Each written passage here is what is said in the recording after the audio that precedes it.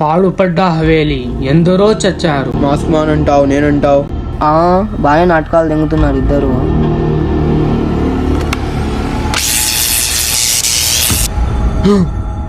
అక్కడ ఎవరు లేరు కదా శ్యామ్. సో అతను పడుకోగానే అతని బ్రెయిన్ అదే ఆలోచిస్తుంది.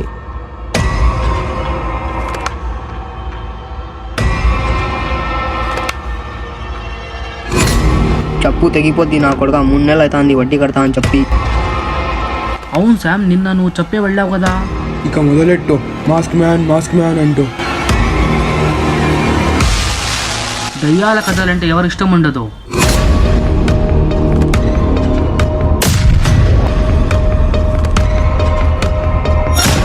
మాస్క్ మ్యాన్ వచ్చాడు శామ్, నన్ను చంపుతున్నాడు. రిషి మాటి మాటికి మాస్క్ మ్యాన్ కనిపిస్తున్నాడు అంటున్నాడు. నరుకు నా కొడుకుని. ఏం చేద్దాం, అవసరాలు లాంటివి.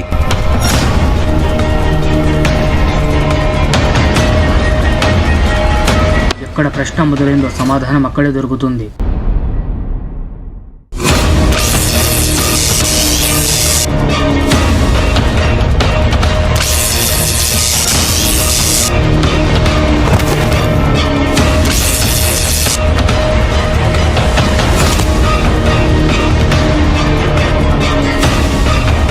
అసలు నాకేమైంది?